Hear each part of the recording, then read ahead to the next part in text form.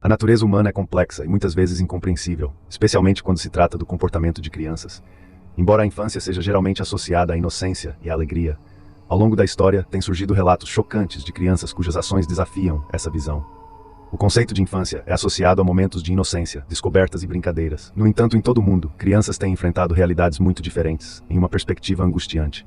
Algumas delas têm sido envolvidas em atividades criminosas que as colocaram atrás das grades, revelando uma face sombria da humanidade. Para começar, vamos falar da Mary Bell, a estranguladora Mirim.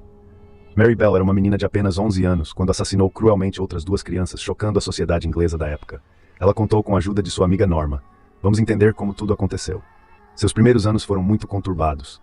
Sua mãe a abusava e tentou assassinar Mary diversas vezes, além de drogar a menina com anfetaminas e esfregar seu rosto em sua própria urina quando fazia xixi na cama.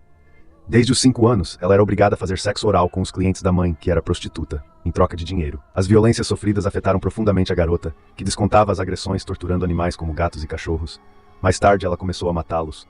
Também treinava estrangulamento em crianças na escola.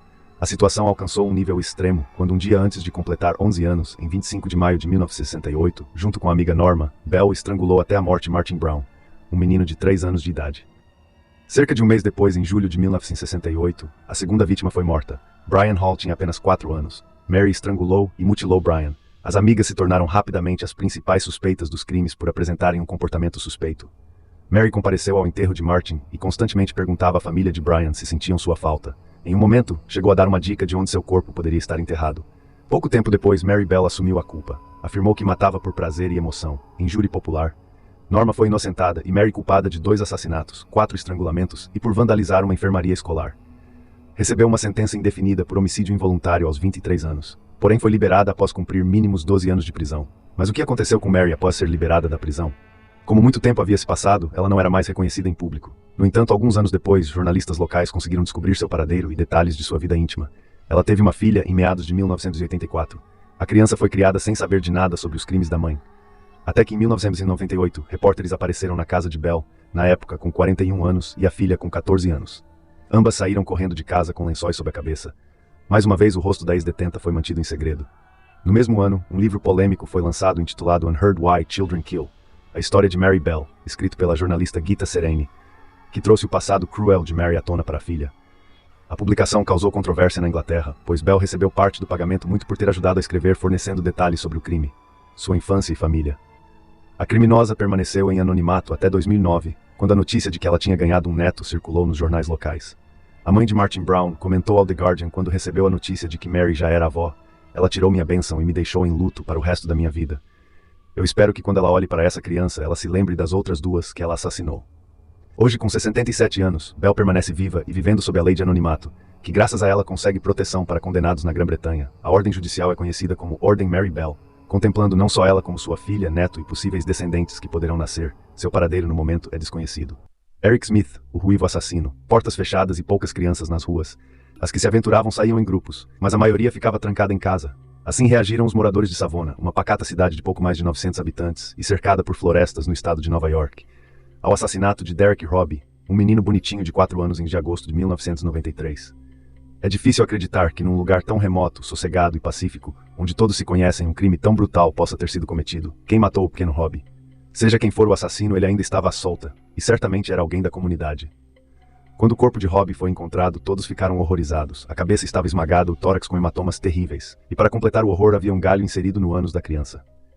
Um time de 40 detetives foi designado para o caso, e em poucos dias eliminaram dezenas de suspeitos, a maioria com álibis. Os 908 moradores da cidade foram interrogados, incluindo crianças. Ninguém, entretanto, tinha nada a dizer a não ser a quão pacata e familiar era Savona. Eric Smith era um menino sardento de 13 anos com enormes óculos de grau no rosto e corpo frágil. O problema para Eric Smith era que seu padrasto era um investigador de polícia aposentado. Desde o início, o homem desconfiou das conversas e atitudes do menino. 6 dias após o homicídio de Robbie, o homem convocou a família e apertou o Smith. Pressionado, o menino disse então: "Eu espanquei, fui eu." O caso de Eric Smith se tornou um dos mais emblemáticos na criminologia, envolvendo uma criança assassina, e atraiu a atenção do mundo. O motivo de sua brutalidade nunca foi explicado. Psicólogos e psiquiatras degladiaram-se em seu julgamento, uns comentando sobre sua crueldade, fúria patológica e seu lado sádico, outros afirmando que ele não poderia ser responsabilizado criminalmente por razões de doença mental ou defeito. Em uma decisão histórica, Eric Smith foi condenado à prisão perpétua. Porém, Eric Smith, com 41 anos, foi solto em fevereiro de 2022, após passar 27 anos atrás das grades. Por 10 vezes, o Conselho de Condicional negou seu pedido para sair livre, mas em outubro de 2021, o benefício foi concedido a Smith. Ele mora no bairro do Queens, em Nova York, e está noivo de uma mulher com quem manteve relacionamento ao longo dos anos através de cartas. Sobre a questão do defeito, exames de ressonância magnética mostraram que Smith tinha o lobo frontal anormal. Os psiquiatras da defesa alegaram que essa era uma evidência física de que o menino era defeituoso, pois o lobo frontal ajuda a controlar os impulsos. Eric tinha baixa autoestima e era incapaz de ignorar brincadeiras provocativas. Amigos dele em Savona disseram que ele sempre foi alvo de chacotas por sua altura, corpo, cabelos ruivos e orelhas caídas. Um dos psiquiatras ainda afirmou que o menino nasceu com vulnerabilidades. A mãe de Smith usou na gravidez medicamentos para controlar ataques epiléticos. O menino sofreria da síndrome trimetodiona fetal, uma condição que leva a problemas na fala e fraco desempenho escolar. De fato, Eric sofreu de gagueira e reprovou de ano. Por outro lado, o menino era cruel e psiquiatras da acusação revelaram que ele tinha fixação pela morte e torturava e matava animais, comportamento que o próprio Smith confessou anos depois em uma entrevista. John Venables e Robert Thompson, os meninos que mataram James Berger. Em 12 de fevereiro de 1993, James Berger, de apenas 2 anos, estava passeando com sua mãe Denise Berger no New Strand Shopping Center, na cidade de Inglaterra, por volta de 16 horas da tarde.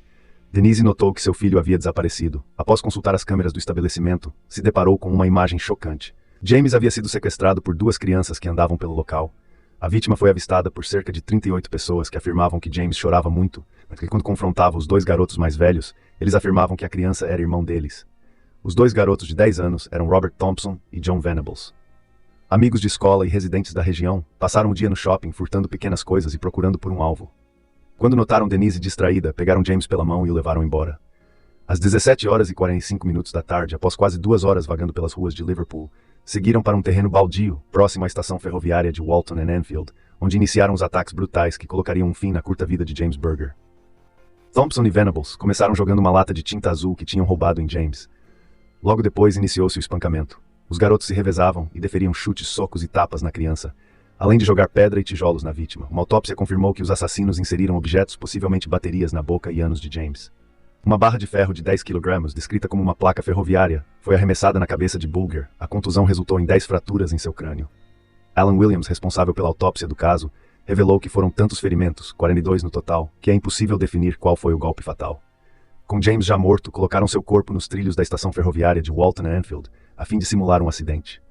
O cadáver da criança foi encontrado 2 dias depois, cortado ao meio, após ser atropelado por um trem. James estava sem os sapatos, meias calças e cueca, que haviam sido removidos pelos assassinos. A prisão, as imagens do shopping center serviram de guia na procura pelos assassinos. A polícia, chefiada pelo detetive Albert Kirby, contatou testemunhas que teriam visto os criminosos. No entanto, foi após uma mulher reconhecer Robert Johnny como seus vizinhos, que a prisão foi efetuada. Thompson e Venables foram encontrados com vestígios de tinta azul e sangue de James nas roupas. No interrogatório, os garotos tentaram jogar a culpa um no outro, mas Thompson foi identificado como figura principal na morte brutal. Ambos demonstravam apatia e falta de remorso por suas atitudes. No julgamento, eles foram identificados como criança A e criança B, para preservar a identidade dos acusados. Entretanto, o juiz responsável ordenou que seus nomes fossem revelados devido à gravidade do crime. Usando depoimentos de psiquiatras que entrevistaram Thompson e Venables, o tribunal considerou os assassinos capazes de distinguir certo de errado. Os garotos não falaram durante o julgamento. Foram utilizadas fitas de gravações das conversas em interrogatório. Robert Thompson e John Venables foram considerados culpados pelo assassinato de James Berger na corte de Preston, em 24 de novembro de 1993. No primeiro momento, os meninos foram condenados a um período mínimo de reclusão de 8 anos.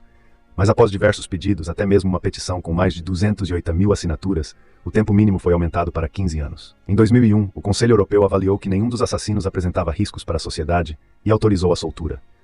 Hoje eles vivem sob outros nomes, em um local protegido para testemunhas, devido às ameaças de morte que sofreram quando o caso ganhou a mídia. As autoridades afirmam que o regime de vida que eles levam permite a volta imediata para a prisão, se for detectado qualquer sinal de perigo para o público. Mas e aí, o que você achou desse conteúdo? Qual dessas histórias mais te impressionou? Conta pra gente nos comentários. Queremos saber a sua opinião. Acompanhe mais vídeos como este, se inscreva em nosso canal e ative o sininho das notificações. Um forte abraço.